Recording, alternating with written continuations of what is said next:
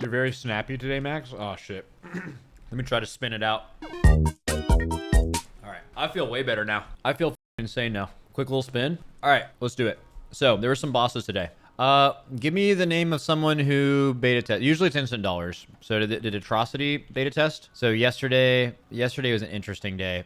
I think is this when we were actually able to do it? Oh, yeah, because you could fight any boss. Looks like they did the first boss. Okay. Let's just watch the first boss. Oh, look at Kevin. This is feeling good. All right. So here's the first boss. This is your basic first boss. This is your boss you're going to do a couple times and get loot from, and is not any more complicated than that. He like puts webs on the ground on Mythic. If you touch the webs, you get encased in it and someone has to break you out. If you go under the boss during carnivorous contest, you'll just get fucking eaten. And it's like the Eye of the Jailer mechanic where you need a certain amount of people to soak this. And then also, like, the more you soak it, the less it sucks you. So it's like a balancing act, very similar to Eye of the Jailer. And that's, like, literally it, I think, for the first phase. There's, like, some basic-ass other first boss mechanics, like some spreads, maybe some shit. I don't know. It's really, really basic. Yeah, like, I don't know. You get some purple stuff, or you get some... That's not purple. You get some green stuff. Maybe put that out, you know, vibe it out. His stream's having a bad time. And then the boss phases. He goes to 0 energy. And then you start phase 2. And it's like, think of it as like 2 phases. There's like the phase where he's dropping energy, and then this phase. This phase, he randomly, and I don't know the lore behind this, but he just knows mechanics like he learned them from Sarkareth or something. I just don't know why he's purple and shit. There has to be a reason why, but he goes under, and then he just turns into a fucking Star Lord, and then the boss charges across the room like that. Kevin's blissfully unaware. Dude, is Kevin like just Giga Chad and knew this wasn't going to hit him, or was he completely unaware that this was happening? He's just fucking like, hey, what's up, guys? So that's there, and then you have to kill these ads. When you kill the ads, they drop like a little meat thing on the ground. Okay, he definitely did not know. You pick up the little thing of meat, and then the boss is going to come back after this. He's going to charge to the middle. He's going to cast this Hungering Bellows thing, and you guys see his energy going up? You have to feed him the little guys that you just killed to make him go to 100 energy, or else he does like ramping damage, and then you just repeat P1. And that's it. That's the first fight. Woohoo! That's it. I mean, so my official opinion on this fight is that it is a first boss. All right, moving on to the second boss. Second boss is like, it's like Gorefiend Light, but it's the second boss. That's a bit too difficult for a first boss, no? Question mark? What? It doesn't do anything. It is adequately difficult for a first boss. Oh, big change here. Kevin changed his texture filtering to bilinear. That's huge tech for this boss. But yeah, you're going to go around the circle. You're going to see ads that spawn in the other world. I guess like another way to think of this is kind of like Anduin. There's like a Kingsbane mechanic that you soak, like a frontal cleave on the tank. And if you get hit by it, you are in a different version of this world. You're still able to hit the boss. The boss is still there. And you are now able to kill ads that are downstairs that would otherwise hurt you. On Heroic, it's as simple as just like sending down half your raid on the first one, half your raid on the second one, call it a day. Like you see these little circles? All right, so there's 2 things. So these little, actually, let me back it up. So you guys see those little circles that are spawning right there? Those are like where the ads are spawning downstairs. And then right after that, the tank can aim a frontal, probably ideally at the ads. And then you just have an assigned half of your raid soak this big tank frontal right now. And those people will go down. This happens every 40 seconds or so. And if you soak within the next minute, it like one-shots you, very similar to Anduin, right? You can't like go down twice. And then those people downstairs do that. Everyone else up here does the 2-step, and you just dodge this little movement mechanic. The ads downstairs are already dead. And then the boss does some beams that you do back and forth. This is actually super random shout out. This boss is very similar to the final boss of the very first, very good Wildstar raid, Genetic Archives. Kind of has a lot of similar vibes to it, except that you're not destroying the platforms. Okay, so then you just do that. And then you'll see Kevin will probably go downstairs on the next one. Oh, no, he didn't. Interesting. Oh, those people are still down? I assume Kevin will get hit by the next one of these things. When does Kevin get hit? Kevin never gets hit and then dies. Do they pull it again? All right, now Kevin goes downstairs maybe. Kevin never goes downstairs. Okay, this is a bad POV for this. But if he were to go downstairs, I mean, here you go. You can kind of see it, right? If you go downstairs, these are like these little purple things. They're not just purple ghosts. You can like actually attack them and kill them. And that's it. That's the whole fight. This is why I didn't do a boss review yesterday, because like, I don't know, I feel like you can just watch this and you get it, right? You don't need any extra insight. You just understand. This is one of the second bosses of all time. We did not test the third boss. Again, the raid thing goes like this. We watched the first boss just now, or before this. We watched the potential second boss. I believe you can do either the boss we didn't test today or the one we just watched at the same time, I believe. And then once you kill both of those, you go to Rasha'nan, which was tested today. It's the last boss tested today. So I guess we'll go in order. Probably what they... Or no, that's not true. It's the second boss tested today. Let me show you it. Oh, nope. That's dead Rasha'nan. I can see him. He is definitely dead. All right, now he's being killed. Let's go to where he's not being killed. Oh, Kevin fell off. Lamau. All right, so they're going to fight Rasha'nan. This boss starts at 60% because you also fight this guy in a dungeon. I believe he's the last boss of... Or he is a boss in the Dawnbreaker, I think. So that's why he spawns at 60. Some of you guys might be like, oh my god, that's so bad for Hunter Raid buff and for Death Evoker. For one, those classes will be better at the dungeon version of this boss, I suppose, because you go from 100 to 60. Second of all, this is an easy-ass fucking... No one cares, right? This boss is a joke, so who cares? No one matters. It doesn't matter. You'll never bench that character because of that. It doesn't matter. You just do the fight. Okay, so... And executes are obviously relatively a little better. So you pull the boss. That's the first thing you do. And then you're going to get, like, some little things you have to snap. I'll show you the mythic mechanic of this, too. So these people are going to get a debuff, and it's going to root them to the middle of it. Now, to get rid of this, you have to snap it. You're tethered. Let me play it, like, one more second. You see how both of them are, like, tethered to this? This guy's tethered to that. This guy's tethered to that. When you leave this area, this will snap, and it will do raid damage. It did, like, 0 damage in this testing. Like, I think the number 0. Like, it just didn't do damage. But on Mythic, definitely a large part of this encounter will be making sure that you are popping these at the right time and that you're alive. Kind of like Soul Render in Sanctum of Domination, if you remember that. It's like, you know how, like, the 3 chains would come out and you would usually just have the first 2 pop and the third one delay a little bit? You'll probably do something like that here. You'll probably have someone, like, calling for the last person to go so you don't, like, instantly one-shot everyone. Good rally mechanic, good aura mastery mechanic, good barrier, that kind of stuff, while having to watch the people who have the actual debuff, obviously. And then, what is it? I'm rolling Unholy DK in the War Within. Goddamn overall Olaf. All right, here we go. The mythic mechanic for this is when you snap this web, and this is, like, really the only mythic mechanic, is when you snap this web, it will, let's say this druid right here snapped it by moving to here. It does a 5-yard radius around you when you snap, and if it goes on anyone else, it will, like, just give them, it'll give them the entire thing again, and it'll, like, chain. So it's just, like, don't snap it next to someone, if that makes sense. So you see they snap it, it does, like, 0 damage, and then they continue. They put them on intercardinal locations around them. And then after that, the boss will do this, like, little line mechanic, very similar to the dungeon. It's right here, or right after this. There's a proper way to do it, right? If you do it correctly, right, this is, like, the safe spot. This person has a line that's going to go to the right. This person has a line that's going to go to the left. So the ideal way to do this in Heroic is everyone's in the middle and you shoot it to the right or left. Looks like they do that just fine. That's perfect. On Mythic, there's 3 of those. We don't really know exactly how that's going to work yet. Maybe it's a triangle. Maybe it's a... there's a left, right kind of thing. And you have to actually get hit by one. I don't know. But, or you have to figure it out some other way. But we'll figure it out. And that's basically it. The boss does 1 more sets of debuffs again. It spawns some ads that have to be AoE'd down.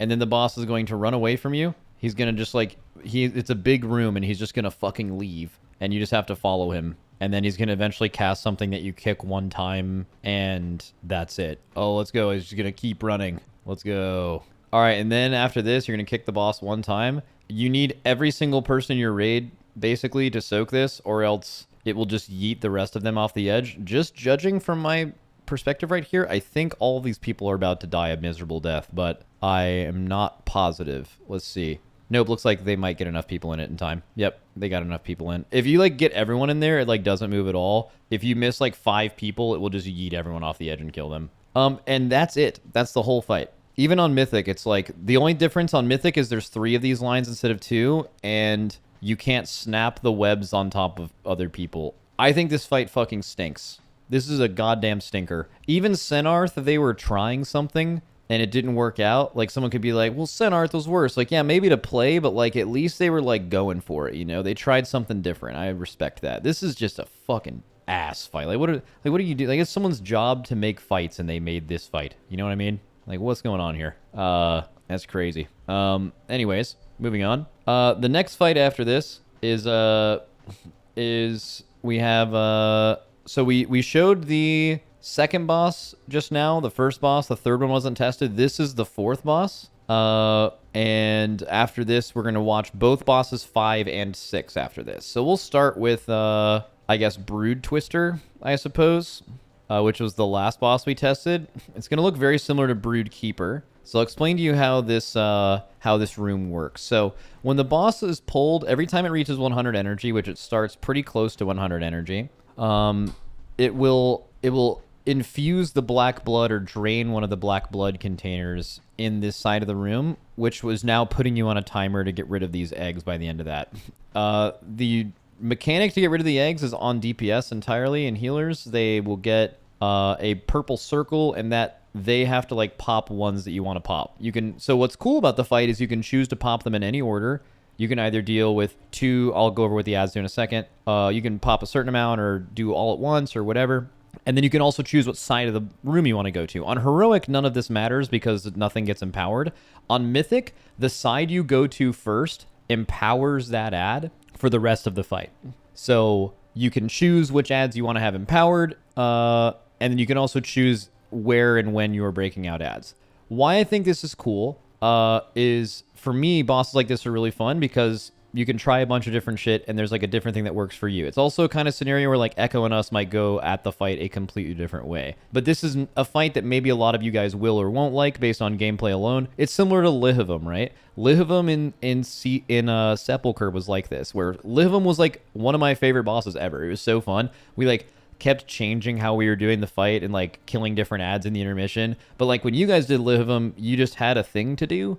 And it was like you did it, and the gameplay wasn't that fun, so you don't remember Lihivam very fondly, where like we fucking loved Lihivam. It's just like only a few people are going to have the actual cool experience of figuring the boss out, and everyone else, it's just the gameplay element. This is one of those fights. So I think I'll let you guys see it a little bit. I'll explain to you what the 3 eggs are. So you can see the 3 eggs right here. So you see the little tiny eggs, you see the big egg, and you see the medium egg. The little tiny eggs will spawn little Gahoonies.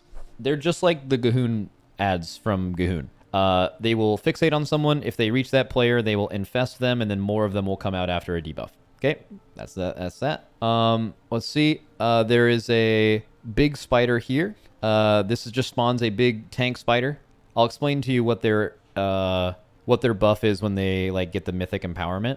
And then this one is a worm that cannot be stunned or CC'd and cannot move. So you have to kind of like move to it to kill it. What they do when they're empowered, and this is either on Heroic when the black blood touches them, or on Mythic when you go to that side at any point in the fight. The Gahoonies just get extra health, and they start with a 20% move speed bonus, which ramps over time. The worms, the medium egg, obviously have 100% extra health. They cast twice as fast, so their interruptible cast is twice as fast, but they also have an uninterruptible, unstoppable like raid damage thing, so it like increases your raid damage when they're out. And the big spider obviously gets also double health, but it does a stacking like necrotic debuff on the tank. I think it is literally necrotic, but each stack I think is a 10% healing reduction, so 10 stacks would be 100. And it also ramps in damage over time. So that's what those are here. So that's the breakdown. There's 3 ads on this fight. You can break them in any order. You do 4 at a time. Oh, the other mythic mechanic too. I'll actually explain that later. But I'll just let you watch a little bit of it first. Okay, so they choose to bring it to... Instant Dollars choose to bring it to... I can't really tell because of where they have it positioned. Okay, here we go. They're bringing it to the worm side of the fight. Now, why the worm side of the fight is relevant is on Mythic, it would empower the worms first. And again, you could choose to like only deal with empowered worms at the end or have it for the whole fight. It depends on whether you pick it first or last or second, obviously. So I think that's kind of cool. But also, when you go to the side where it's empowered... It also has a significantly higher amount of those types of ads. So like when you empower the worms, there's going to be 6 worms in that phase instead of 3. So you're gonna have to deal with like way more of them. Okay, so those debuffs are pretty simple. You just tell a healer when you're out of range of everyone, and then you're dispelled. If you dispel it on top of anyone else, it'll just root them. On Mythic, it also hits really fucking hard. All right, so right now he's ingesting black blood. So he's now chosen this thing, and now blood will now ooze from this container over time, eventually filling up the room. There's these very hard to see things if I don't point it out. But you guys see this little purple circle right here? You guys see the purple circle that's on these 2 players and the arrow over their head? This goes on 4 people, and this is how you break out the eggs. The only way you can break eggs in this fight is to use these things together on top, or use one of these things and just pop an egg on it, or the black blood reaches it. But on Mythic, you're just going to wipe if you do that. So this is the only way to do it. Now, let me explain to you how this is going to work on Mythic. Oh, those 2 guys are lost. So you guys just saw how this worked, right? Where these people are lost, but it's actually interesting to watch them during this, and maybe they were actually practicing Mythic for this. The way you break out eggs on Mythic is there are not 4 shadow circles, there are 8 shadow circles. And the only way to pop an egg is to actually Venn diagram 2 shadow circles on top of 1 egg. So and you get these debuffs, they last for 6 seconds. So you have a lot of time to solve it, but basically you need to know what 4 eggs you want to pop. And you need to like have 2 people go to each egg, and that egg needs to be hit by 2 of those purple circles, or else the ad won't spawn. Here comes the kicker. Oh, should I tell them? It's a private aura, by the way. So, whatsoever will be done to solve that. Okay, so then we have this over here. And then you see that you like pulled the boss to the worms, then dealt with the Gahoonies. So they're going to spawn some more ads after this. They have 4 more. It doesn't look like they really talked about where they should go, because they missed a lot of them, which is fine. Oh, you guys see that worm? Actually, you'll see it again here on the next set of ads. So, do you guys see how the black blood is about to reach this set of Gahoonies and this medium? So on Heroic, if the black blood, which is permanently growing, reaches any of these things, it will empower them, which is the only time you will ever see empowered ads on Heroic. You can deal with them, but like you don't really want to get them. On Mythic, they're going to be empowered, obviously, as I told you earlier. Also on Mythic, if this ever happens, you instantly die. But that's not really true, but you pretty much instantly die. Like probably in farm, you could out-heal it, but not in progression, if the fight's any hard. But now they're noticing that these are going to pop. So now these are all empowered. So the Gahoonies have extra health, and they're going to ramp in speed over time. They spawned a worm on the side of the room. That worm is now double speed, and that's just double speed and has extra HP. That's not how the fight's actually going to play. If you play it properly, none of this happens. Looks like they die pretty quick and then pull it again. So I actually like this fight. I think this fight's pretty good. I think that private aura might be a massive, not fun thing.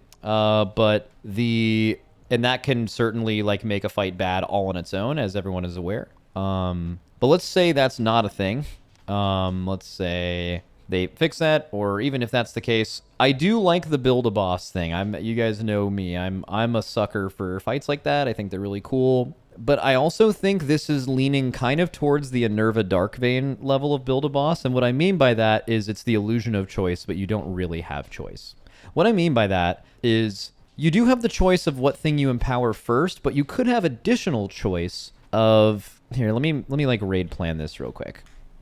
Right, so let's say you're doing Brood Twister. Let's do the top-down POV. And whoever does raid plan doesn't actually put like the icons for the ads or whatever, but like what the actual eggs look like. Well, let's just assume they're like you're doing this side first. Let's say there's a spider egg here. There's 12 total. Let's say this is the spider egg platform. So there'd be 6 spider eggs, which means there'd be like 1 here. There'd be 2 over here and 2 over here. Okay. Probably 1 there, 1 there. Yeah, this looks right. Oh, actually, no, there'd be 1 there, 1 here. I think it's something like that. And then you would have 1 worm spawn. So you'd have 3 total worms throughout the phase. So let's say you have 1 here, 1 in the middle, and 1 close. And let's say you have 3 Gahoonies. So little Gahoon parasites. So you have 1 here, 1 here, 1 here, and 1 here. Okay, so these are the 4 total things you have to do. All right, so because the black blood grows over time, this is kind of like a Nerva. Like a Nerva should have been like, what mechanic do you want to deal with? But they goofed the fight,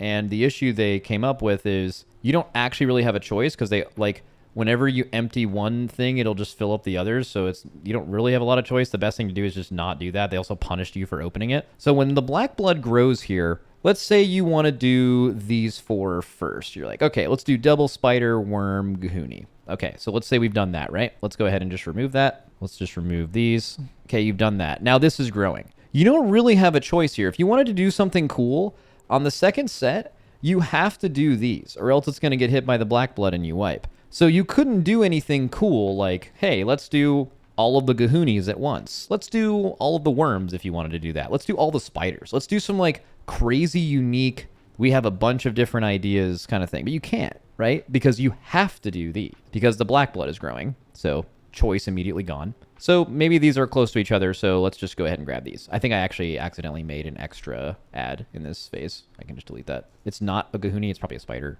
No, it's not. What did I do an extra of? I think it's a spider. It's all good. Let's do, oh, it was an extra Gahuni. You're right, I did make an extra Gahuni. My bad. It's a spider, because it's the spider wing. There's always 6 of them. All right, so now you have to do these, or maybe you'd want to go somewhere else, but you'd have to at least do these 2. And then, I don't know, are you going to spawn a worm far? No, so you're going to do these, and then you're going to get rid of this, and then you kind of just... There's only like 5 total ones that like won't get hit by the 3rd time this grows. So like this can only be like one other variation. So they're forcing you to do the same like sets kind of. I do think it's kind of interesting that like at least on the sides of the room where you empower certain ads, like let's say it's the Gahuni side, right? You go to the Gahuni side. There's going to be 6 Gahunis. So like you're going to have to deal with a lot more of these. And like that's like kind of cool. But I don't know. It just...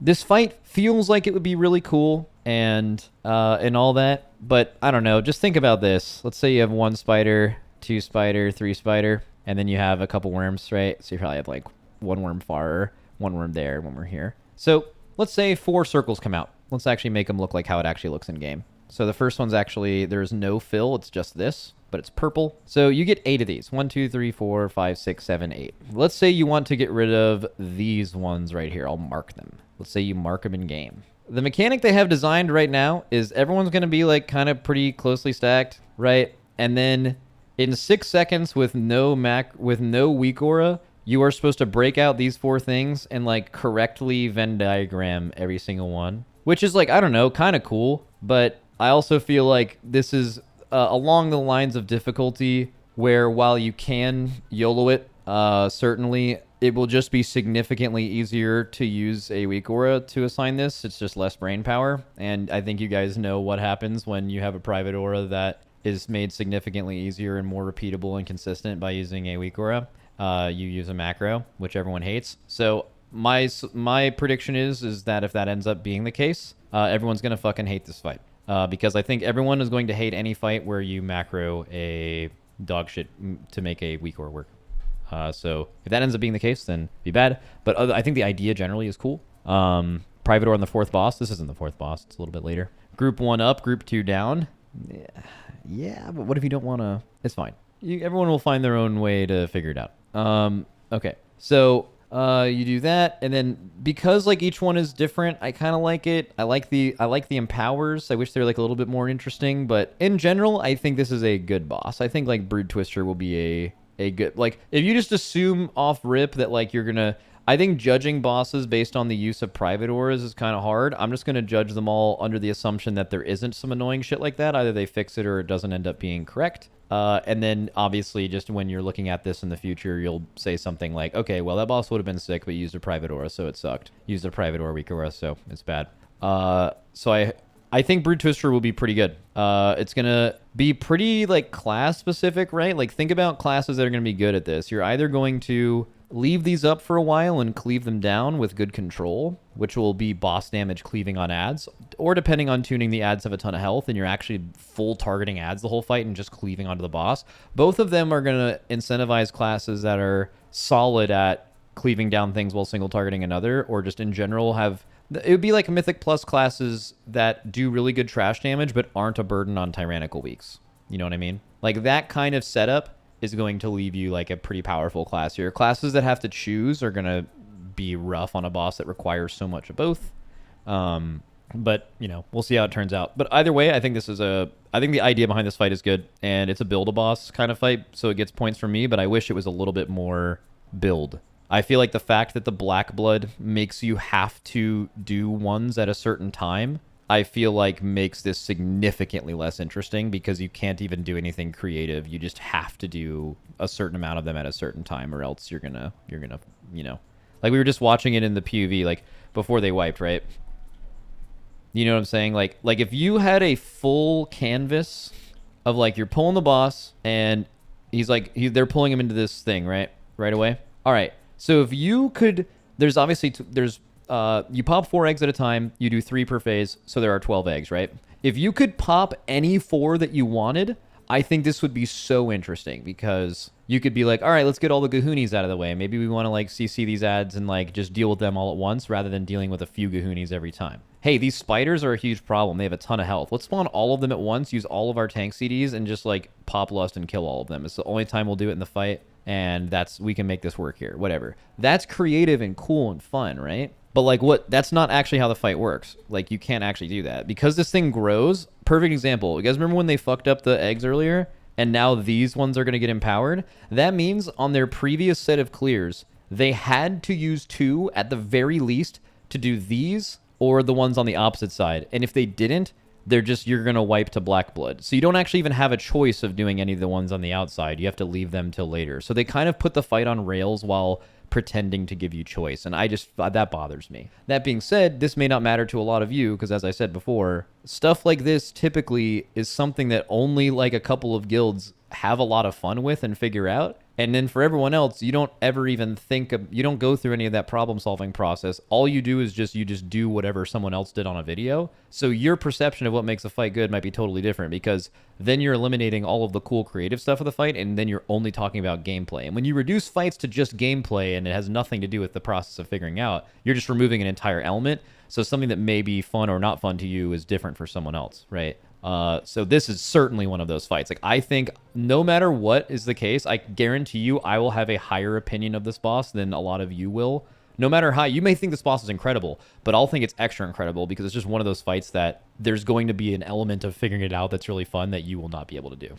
There's not a ton of fights like that, but this is certainly one of them. Okay. So let's go over the other boss. Let's go over the real star of the show today. So this boss, as with most raids recently, has come equipped with a Rasha'nan, with a Sludge Fist. And that's the first boss that was tested today. And this boss is fucking insane and very good. And they should be really proud of it. It's fucking insane. This is a great fight. Kind of similar to the other boss where it's like there's the figuring it out element, which is kind of interesting. But like this boss probably isn't going to be super hard to figure out, right? We had a fucking amazing testing on this fight, by the way. This is probably one of our best hours of testing we've ever done today. And like figuring out all the different ways you can do this. But at the end of the day, it's really only going to be fun if the first time you kill this boss, you just shit on the enrage, is this boss going to really mean something to you? Probably not, right? Like these bosses are kind of only really fun and memorable when they're tuned well, like when you're beating the enrage. So as with most of those bosses, you do 3 of these phases, and then at the end of that 3rd phase, you just get fucking clapped if you didn't beat the damage check. So they end up wiping here. I don't think it was to the enrage, most likely. The enrage was really easy to beat. Let's see. Oh, no, I think the boss might be enraging on them right now. Oh, yeah. Yeah, the boss is turbo enraging on them. So the boss does like 3 full phases, and at the end of it, you have, you see some fire act lines. We'll go over that for a second. But like at the end of the 3rd phase, I think it's at exactly 6 minutes. The boss like goes into an enrage sequence, and then you have to just like heal through it over time. It's just going to keep pulsing more damage. So you can live this hit, you can live the next hit, and now it's just like a live and burn as long as you can thing at the end. So killing this boss on progression has the potential to be extremely epic. Like charging Sludge Fist into the wall to get the damage amp and killing him at like with most of your raid dying kind of insane, right? So if they get this right, if they get the tuning right, this will be a fucking huge banger. Rygalon. Even Rygalon, honestly, I think this is a more interesting finish than Rygalon. This is my personal opinion, but bosses that when they enrage do a ramping thing that you could prepare and heal through is a more interesting kill than like massive bang and it's just over, in my opinion. Like, because you have it's easier to like, or it's not easier, it's like it's more interesting to figure out, and like it's another thing to progress. Like there's nothing to progress with massive bang, it's just over, right? There's nothing to progress. But on the fight, on like a fight like this, you're also progressing the amp. Like the first time you see it with everyone alive, you'll probably only live 6 seconds, but like after like 10 pulls there, your healers and your DPS will get so good and prepared that like you could actually live another 15 just by progressing that insanely chaotic part of the fight. And I think those are way cooler than just like it's over. But yeah, let me just show you the whole fight. Let me explain to you what it do. All right, so you pull the boss. Has a few basic mechanics that kind of interact with each other in a way, and then I'll give you the mythic, what changes in mythic. So Void Shredder is just like a tank mechanic. It's a boss. It's doing boss stuff. And then what's going to happen is they have these like little purple circles that go out. These purple circles Looks like they're putting them on target markers. I'm watching a melee, unfortunately, right now, so that's rough. We're gonna get melee POV. Oh, let's just have the stream stop, right? I mean, fuck it. Let's see if that happens again. No, it doesn't. Okay, so those people place the things, and then they're gonna get a debuff. At the end of that debuff, they're gonna shoot shit everywhere, so they need to kind of be out of the raid. And then wherever they just put these little clones, there's gonna be little sucks. Everyone's gonna get sucked. The boss spawns one, and then there's one for every clone that spawns. And these are going to suck you in any direction. So because they have one in front of the boss, two over here, and it only spawns a maximum of 4, I can't see where the fourth one is. Using the map, it looks like it might be right here. They're going to kind of get sucked in the middle of all of them. It's a really strong suck. And you'll see that because it's around them, they kind of just end up staying still. If you were to, like, stack all 4 of them, for example, you would get, like, Omega sucked in one direction. If you touch any of these, by the way, you instantly die. And then what happens after this is these portals, which spawn from a clone, are now going to have lines. This is... Dude, Kevin, please fix your fucking stream. Okay, we just missed the whole mechanic. Did anyone else in this... Who else plays in this guild? All right, here we go. I don't know if this is the same pull, but we'll just back it up a little bit. This looks like a pull where they kind of hadn't figured out the fight yet. Let's skip ahead until they at least have markers down, because it looks like they probably talked about the fight. Here we go. Yeah. All right, so they probably put these down. I think this might be the same pull we were just looking at. Okay, the boss does a suck. Talked about that. Stuff comes out of the people that just got the previous mechanic. Anytime you take shadow damage in this fight, you get a debuff, or 10 seconds later, you do that stuff that shoots everywhere. So getting hit by things amplifies the amount of things you have to dodge. So then the boss, these clones now have a line. This is significant for 2 reasons. Number 1, wherever these clones land, that's where the next suck zone will be. So you not only have to aim these away from other players, but you have to aim them in a position where you want the next suck to be. Remember I told you before, this fight has 3 phases. In every phase, it adds an extra suck thing, so there's more lines, and it's more important that you have them all together. For example, if all these people charged a line in the same spot, they're going to get sucked and they're going to die. So it's very important where you put them. And then on top of that, on Mythic, the Mythic mechanic is some of these clones that spawn here. So the suck happens, right? And then you see the clones that have the line. So some of these clones will have a, like, I forget the name of it, but it, like, just picture it as like the clones are a different color, or the clones are empowered in some way. And if you don't remove that empowerment, they're going to one-shot everyone in the raid. Okay? And if the only way to remove that is to actually have some of these lines go through the boss. Okay? So for example, if like this person had it and it just barely missed the boss, you would just wipe. So like some of these are going to have to go through the boss. And again, if the line goes through anyone, they're going to get a debuff that makes them shoot shit everywhere in 10 seconds and maybe also kills them. So that's insane. That's like the mythic mechanic of this. So now they put all the sucks on the right side of the room and the boss. So you're probably going to see a little bit different version of the suck here. Okay. So now all the sucks are here. It's a little bit different than when they're all around you. They're going to have to try really hard to not die and to run away. They're having like, see, before they didn't have to do any movement whatsoever to mitigate the thing. If you watch the previous one, let me actually just like show this. So this is at 50 minutes and 55 seconds. I want you to watch the previous one again. Okay, first suck. Look how easy it is when they're around you. The suck is happening and it's just none of it even matters because they're pulling you in every direction. So in a way, you're not really having to work too hard to mitigate against it or to move. Where if you look at the second one, now they're like all hands on deck, sprint away from them, you lose a ton of boss damage. So the people who had these last lines, they either didn't talk about it or they just did the wrong thing. But like you want to not only have those lines, and we practiced this for Mythic, so we had them always go through the boss, but you also want to have them end in a spot where the next suck won't kill you, right? So it's like a really fun strategic fight.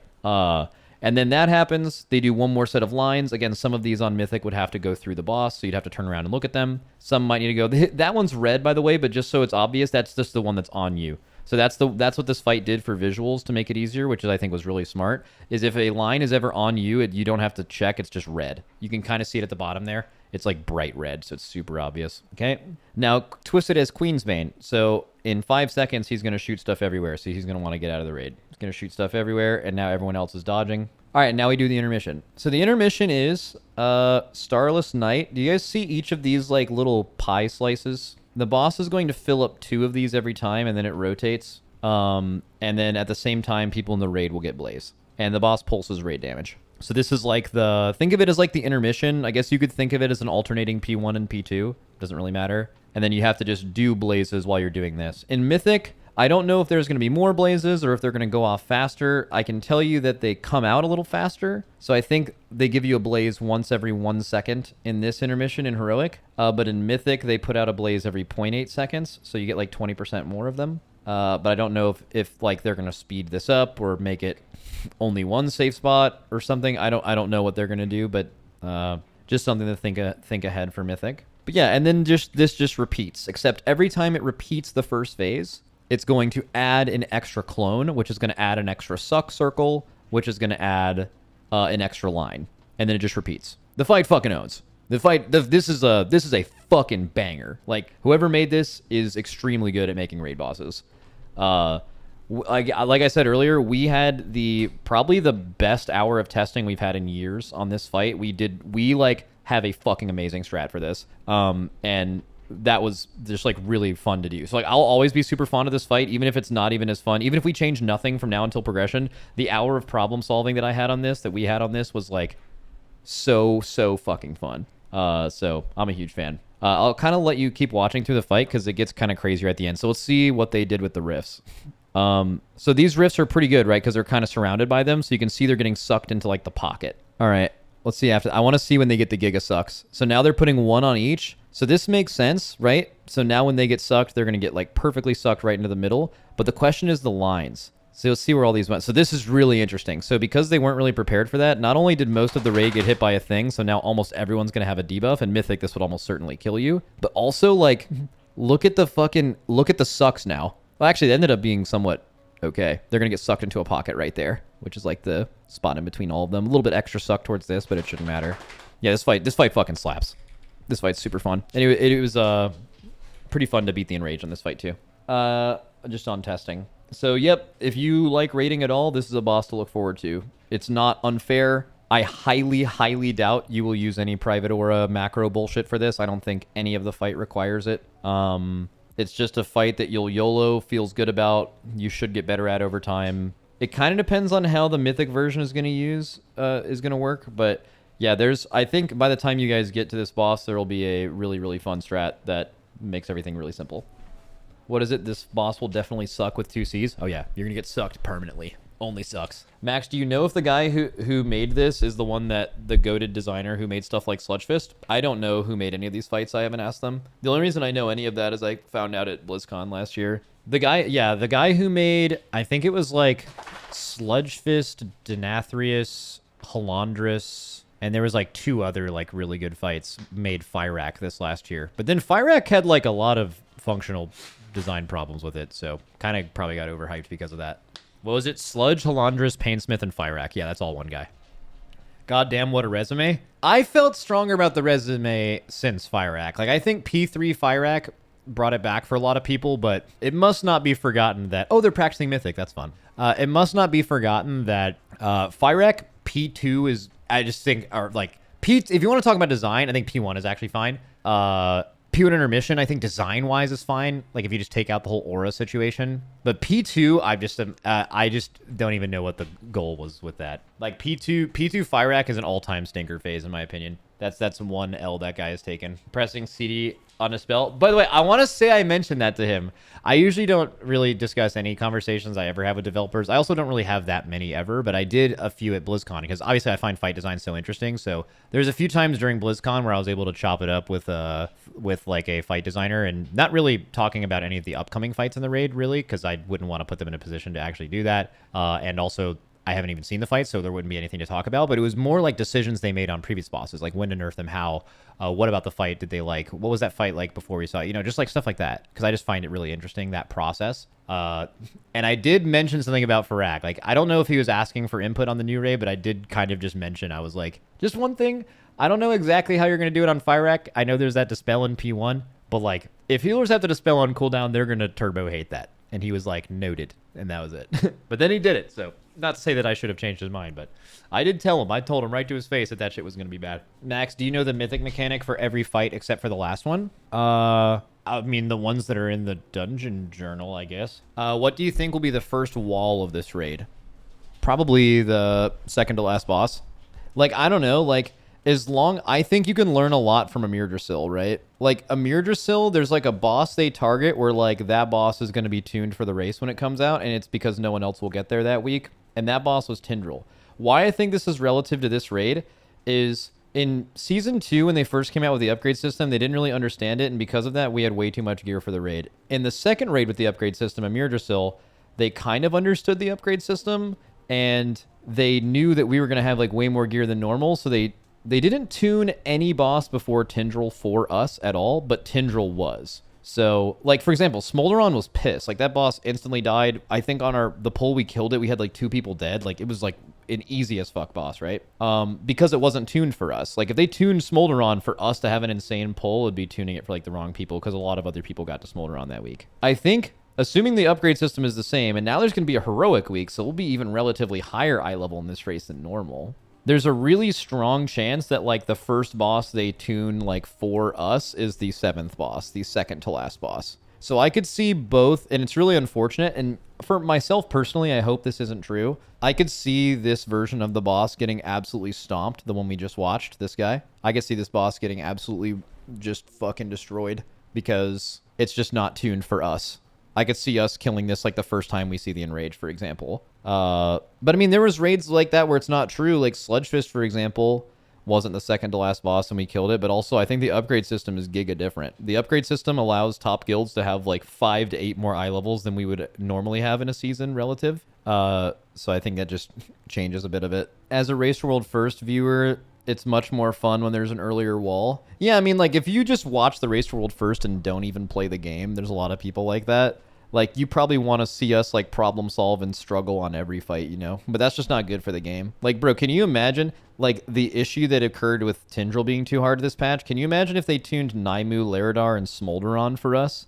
Like they did in Sepulchre, by the way, when, like, Halandris was that hard, when Anduin was that hard. That's, like, kind of the equivalent. Like, that just fucking farmed the rest of the community. They can't really do that. I think Blizzard learned they can only leave, like, a few bosses for us, really. And I think there would be people to make the argument that they shouldn't even do that with the current upgrade system because of how much negatively affects other people. Like, people were pulling Tindral for fucking ever, man. That boss took way too long to get nerfed, was way too hard for normal people. Why can't they tune for you and then just nerf earlier? I mean, that's clearly what they needed to do. If you wanted to still tune for us, for whatever reason, right? They needed to do that this patch, and they didn't before. I can't really tell you why. It's like, here's why. So, here's what I think happened to this patch. Normally, Blizzard doesn't have to nerf fights that much because the fights get nerfed by you guys having more gear than us. In every tier ever, you guys kill the last boss with like 10, 15 more eye level plus like a Helm enchant / second legendaries / whatever like power source they introduce in the patch. You kill it with that much more than us. So they don't need to nerf the races. They don't need to nerf the bosses as much because naturally you get like 15 eye levels of power, and that's usually enough to fucking stomp fights. Do you know there's actually 0 difference in killing a boss with the same gear as us, but having it nerfed 5 times, versus killing a boss, the same boss that we killed, but having 15 eye levels? Both of them nerf the fuck out of the fight. The difference is one of them feels like shit and the other one doesn't. Like waking up on Tuesday and getting more gear and feeling more powerful and seeing how that affects the fight is more fun than waking up and seeing the boss get nerfed, even though they both effectively do the same thing. So what they need to learn how to do now, because the upgrade system is so OP and because we can exploit it so heavily, which is good for the rest of the game. I think the upgrade system is the best thing they actually did to the game in Dragonflight for the majority of players. They have to nerf bosses faster because we can have so much eye level now. The raid just simply isn't getting nerfed by gear as much as it used to, which unfortunately means the only way to counteract that is you need to nerf the bosses earlier and more frequently. Like, Tindral ended up being a somewhat fair fight. It just took months longer than it should have. What I'm hearing is nerf Liquid and Echo. That would be another solution. I don't know how you do that, but you could do it.